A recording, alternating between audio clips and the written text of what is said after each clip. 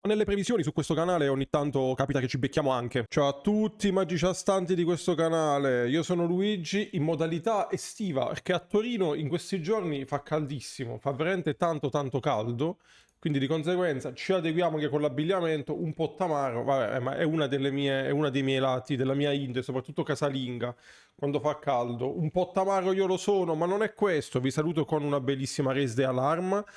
Carta foil, tra l'altro questa, ci tengo a specificare, carta che al momento non si gioca in Pauper, ma si è giocata e si giocherà. È una carta che secondo me ha sempre il potenziale di tornare. Comunque, a costo 2, instant fa due pedine umane, non si sa mai. Se dovesse tornare un mazzo spedinato, umani, un Selesnia con un Boros, con delle terre che che dovessero tornare, essere funzionali, far funzionare il bicolor, insomma, questo è.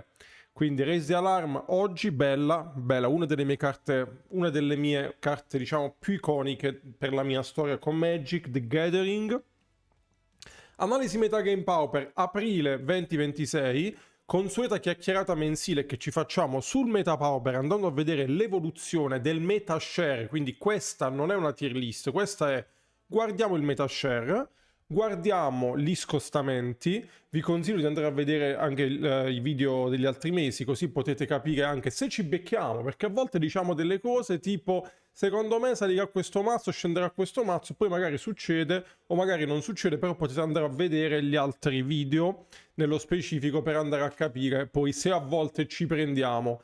Stavolta ci abbiamo preso parecchio con quello che abbiamo detto nei mesi scorsi, nei 2 mesi precedenti, ma andiamo con ordine. Quindi, ultimi 30 giorni, usiamo Goldfish perché sì, fondamentalmente non ha senso non usare il più grande database di dati del Pauper che abbiamo online e che poi li riesce anche a mettere in ordine in un certo tipo. Prende tutti i dati delle challenge delle leghe di MTGO, che comunque sono un campione parziale della popolazione, ma come chi è avvezzo in statistica sa, a volte anche un campione di 1000 un campione di 1000 su una popolazione di 60 milioni può essere sensato.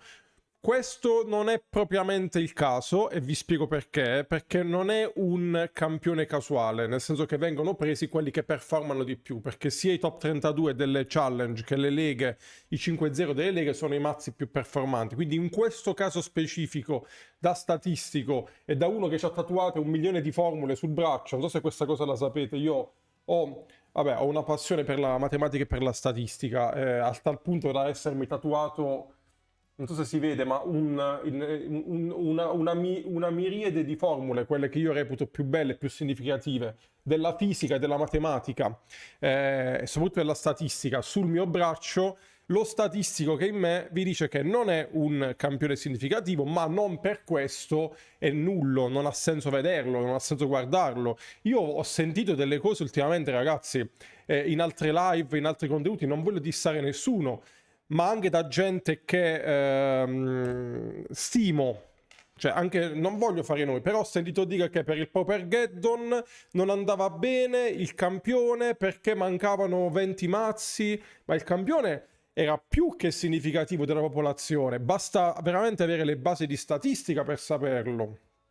Poi nel marasma di quello che viene detto online ovviamente si perdono anche dei pezzi e uno magari tende a dirla anche più grossa di quello che è, ma sicuramente per il Paupergeddon il campione era sicuramente significativo della popolazione. Ripeto, in quel caso ovviamente c'era l'elemento che non tutte le liste, cioè che erano rimasti fuori forse le liste portate cartacee, quindi c'era una componente comune, ma qui stiamo parlando di quisquiglie. In quel caso era una quisquiglia, quindi il campione era sufficientemente ampio. Ci tenevo a dirlo perché spesso in un gioco che dovrebbe essere un gioco di logica e anche di gente che ha dimestichezza con i numeri, con la matematica, vengono buttate sul tavolo delle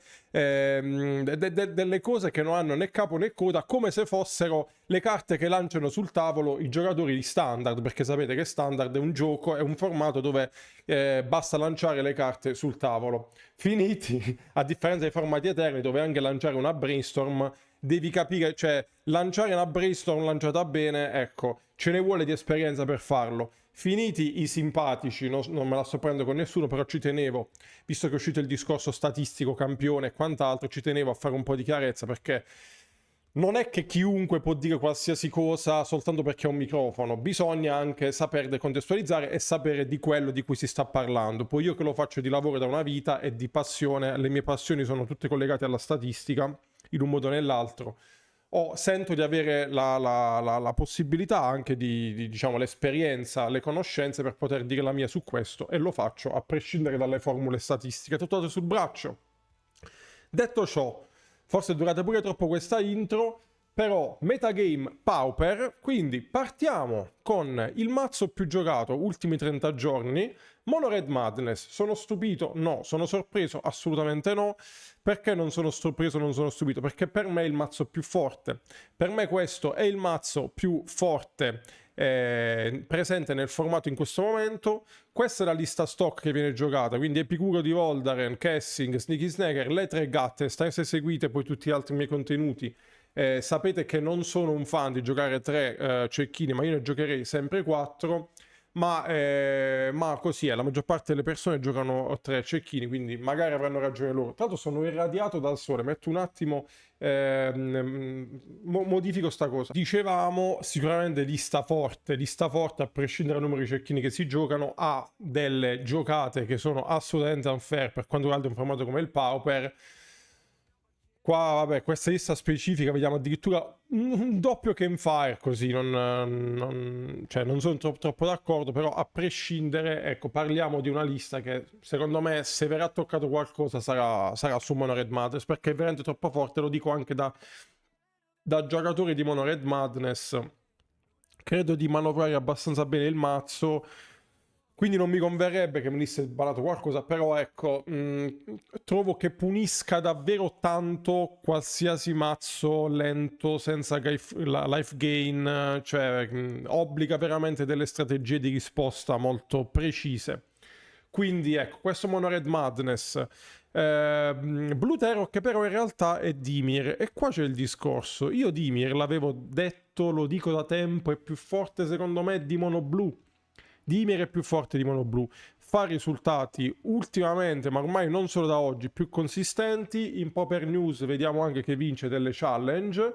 È un mazzo forte, qualsiasi versione voi ne giochiate. Aggiungere la Sneaky al piano Mono Blue Terror, in più andando ad aggiungere removal, quindi qual è la debolezza di Mono Blue? Che non ha modo di interagire una volta che poi la spell è risolta, la creatura è risolta, tranne Poseid con il rosso, con le blaste.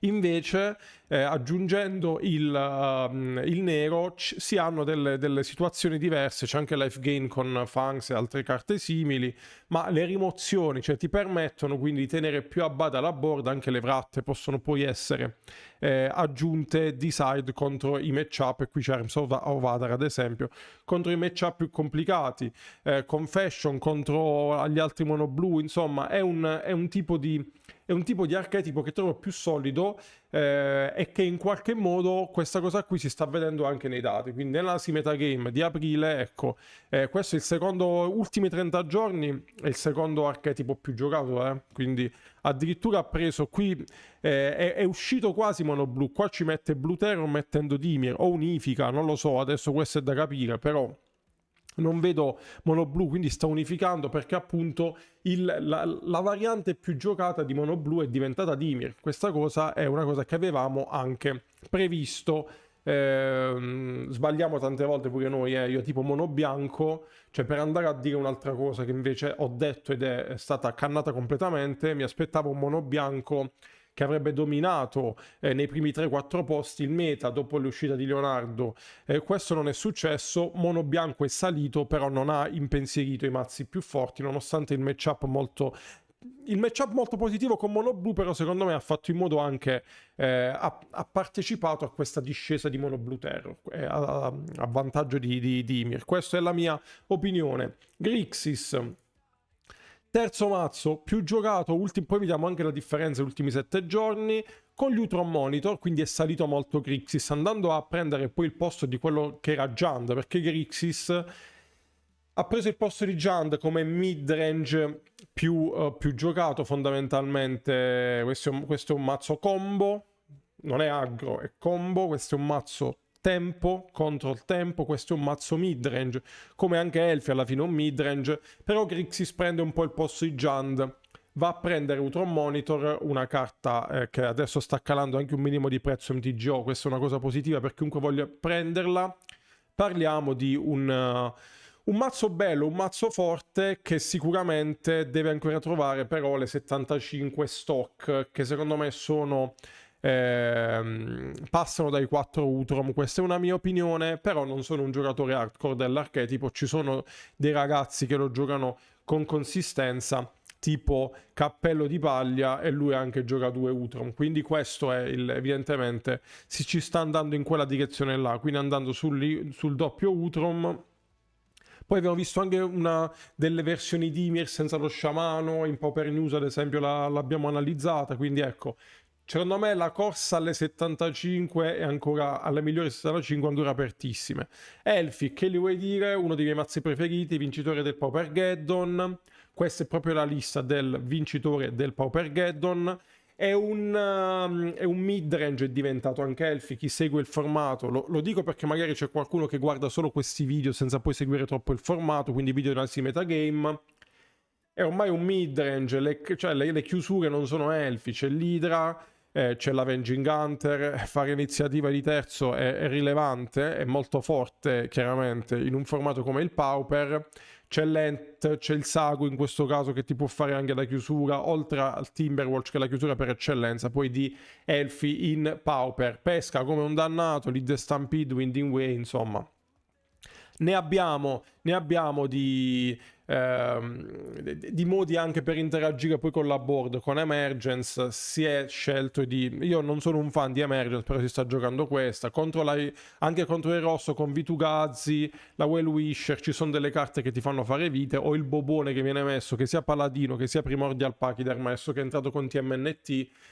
Questa lista gioca Primordial Pachyderm, però ecco, poi da notare che in ogni side c'è sempre la Fata Macabra, perché Spia esiste, ma non è così dominante come si dice. Infatti non è fra i mazzi più giocati, sebbene è al 6° posto secondo questa classifica degli ultimi 30 giorni. Jund Wildfire era il midrange più giocato, adesso è al 2° posto dopo Grixis, o terzo dopo Elfi. Per me Elfi è un midrange, niente da dire, lista abbastanza ormai classica. C'è qualche 1x, 2x che balla, ma ci siamo. La forza di questo midrange è la Crisalide, quindi Crisalide ti permette, a differenza di Grixis, di avere un quarto turno veramente tanto forte, probabilmente il quarto turno più forte del Pauper, che a volte può diventare anche un terzo turno. E quindi il mazzo coltellino svizzero, cioè quello che serve te lo tira fuori, quindi è comunque un mazzo molto bello da giocare. Per chi ama i midrange tipo me è un mazzo soddisfacente, però anche io ultimamente trovo Grixis più messo meglio, e i dati di Metashare balla un 3%, vanno in quella direzione. Da notare che la differenza di Metashare fra Mono Red Madness e gli altri sta iniziando a diventare più altina, perché un 3% secco tra il primo e il secondo, stante vero tutto quello che abbiamo detto all'inizio su campione, popolazione e quant'altro, però è un dato da tenere in considerazione, perché gli altri mesi non si era verificato, quindi sta prendendo un po' il largo Mono Red Madness. Ahimè che ce l'ho anche cartaceo, secondo me qualcosina potremmo anche vederla toccata, spero di no, ma ho questa sensazione. Spia combo. Il combo del formato può fare spia di terzo se tutto si incastra benissimo, e scombare con Dread Return, ti vai a prendere il gigante e succede quello che succede. Ha delle debolezze grosse, cioè muore da una Fata Macabra, da una reliquia del progenito messa nel momento giusto, ma la velocità di setup e anche a volte la linearità di quello che è il gioco che puoi fare con Spia, che non è, nonostante i giocatori di Spia dicono che sia difficile, io mi fido di loro, però secondo me non è così complicato, perché spesso è degli spot dove devi davvero pensare a fare la tua apertura, no? Come i giocatori di Spagnola negli scacchi, nei mirror di Spagnola tu nei primi turni devi pensare solo a fare il tuo setup. Per gli amanti di scacchi capiranno e sapranno quello che sto dicendo. E un po' queste le vibes che mi dà Spia, che nei primi turni devi fare la tua apertura e poi se va bene, se no hai perso. Ho questa sensazione qui. Ma conta di più quello che dicono i giocatori di Spia, che ritengono sia comunque complicata, cioè abbia delle linee anche in apertura diverse. Da vedere. Detto ciò, Spia Combo comunque c'ha questo 4,6%. Poi abbiamo White Agro, Cogates, Rally e Tron a completare la top 10 dei mazzi più giocati. White Agro ovviamente con Leonardo, questa è la versione con questa è la versione con Spider-Man, è sempre il mazzo Papergeddon del ragazzo di Lega Pauper canavese, quindi questa è la lista di Lega Pauper canavese proprio con l'unicorno, 2 Spider-Man, 3 Leonardo e via così. Quindi Leonardo comunque ha portato una resistenza a questo diciamo a questo archetipo anche su Cast Down, che comunque è un removal secco che potrà dar fastidio a quel tipo di linee di gioco. Cogates è ormai lo stesso mazzo da un bel po'. Oddio, cambia poi qualcosina, ma di carte nuove qui non ne entreranno facilmente, a mio modo di vedere. Non capisco perché non tutte le liste giocano The Modern, secondo me è una carta fortissima in questo mazzo, però così è. Quindi Cogates prima o poi mi convincerò anche a portarlo sul canale. Per il momento però non è in programma un video con Cogates. Rally rimane l'agrolineare migliore del formato, secondo me lineare nel senso che alla fine Mono Bianco c'ha gli spot di prismatica, di non prismatica, qui invece puoi davvero quasi a volte chiudere gli occhi e vomitare la mano, e spesso è anche il modo migliore di vincerla, visto che anche i botti per finire non sono pochi, perché 4 bolt, 4 galvaniche, che in questo tipo di lista 4 danni non li fanno così raramente, e dei fulmini a catena che vanno poi a fare i danni in più che servono. Rally, quando voglio rilassarmi, anche ho fatto una live recentemente su Twitch, da un bel po' che non la facevo, e ho giocato Rally, perché è quel mazzo che posso veramente giocare spegnendo il cervello, cosa che non puoi fare con nessun altro mazzo secondo me in Pauper, e quindi lo consiglio per chi vuole entrare nel formato per osservarlo dall'interno. È un mazzo che sta perdendo molto, c'è stato in una fase precedente c'è stato Cool Dota che in Rally, vabbè, c'era Mono Red Cool Dota che seguiva Rally, ha preso il posto di quel mazzo là, era più forte e più esplosivo. Qua delle partenze molto esplosive, ma delle altre dove devi malligare, devi stare spesso indietro, insomma. Non lo consiglio se volete fare i super competitive, lo consiglio se siete nuovi giocatori, anche perché costa poco e le carte che costano sono alla fine le staple.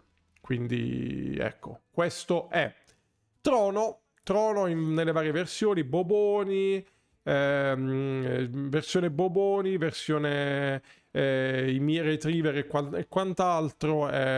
Se avete Trono, se amate Trono, chiaramente non c'è nulla che vi farà cambiare idea nel giocarlo, lo trovo non messo benissimo. Però ecco, se siete giocatori di Trono bravi, avrete, cioè se vi specializzate in questo archetipo, avrete vantaggio dal giocarlo, perché non è un mazzo semplicissimo. Degli spot vanno letti bene, cioè bisogna conoscere anche molto bene il meta per giocare bene un mazzo come Trono.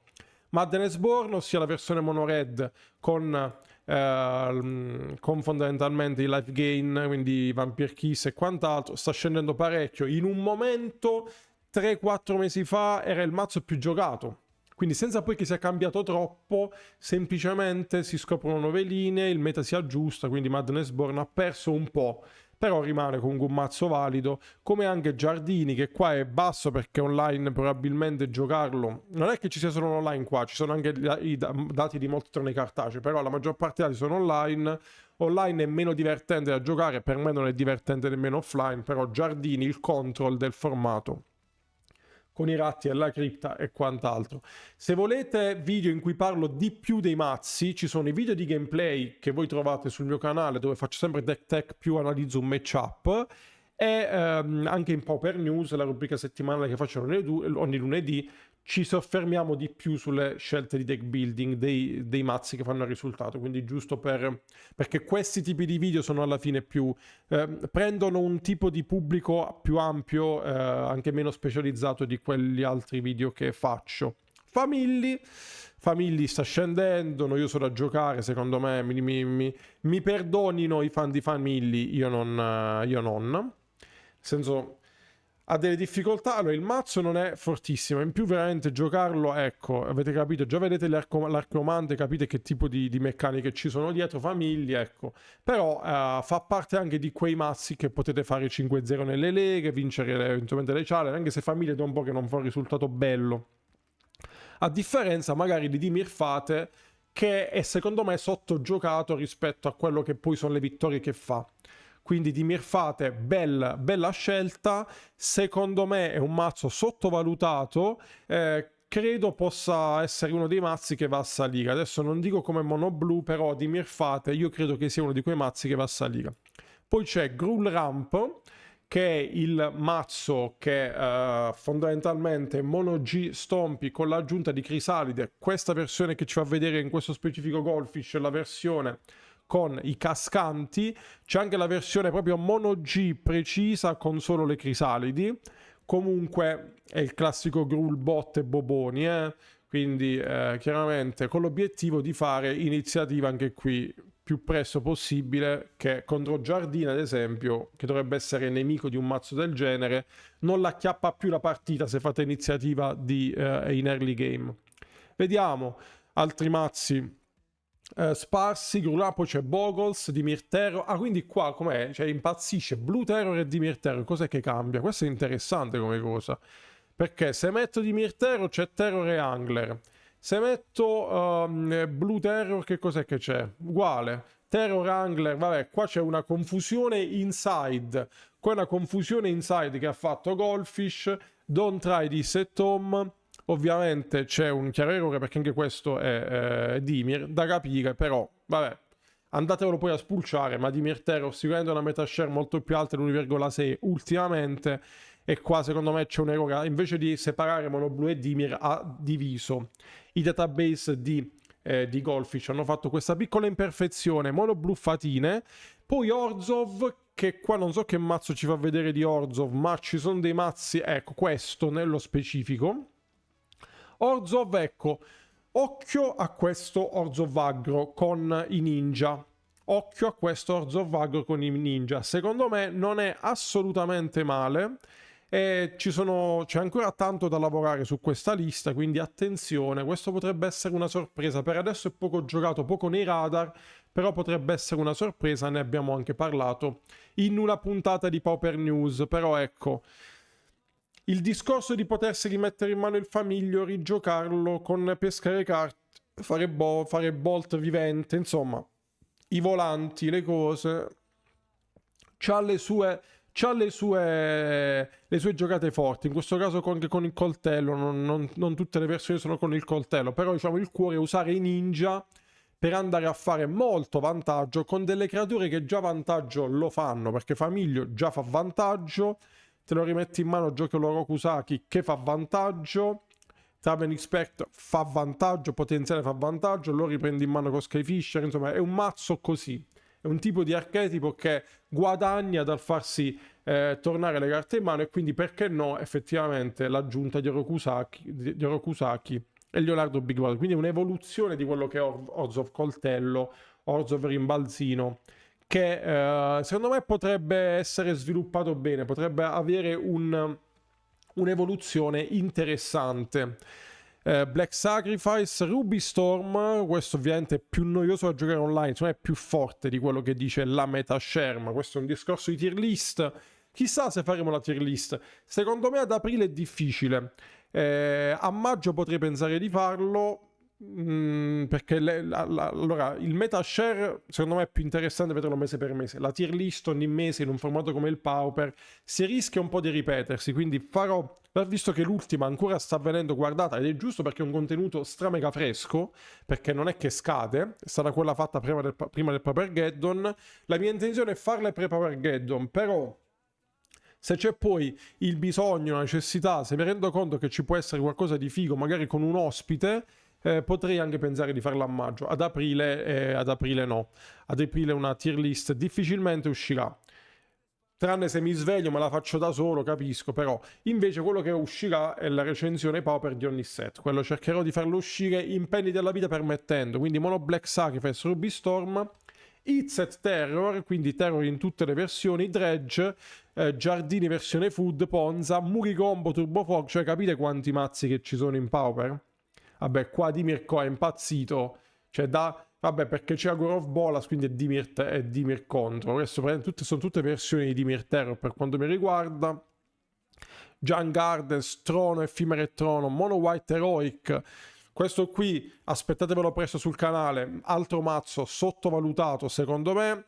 E quindi questo, ragazzi, questo è il Meta Pauper. Andiamo a vedere gli ultimi 7 giorni, perché questo è l'ultimo mese, ultimi 7 giorni, e qua diventa interessante davvero.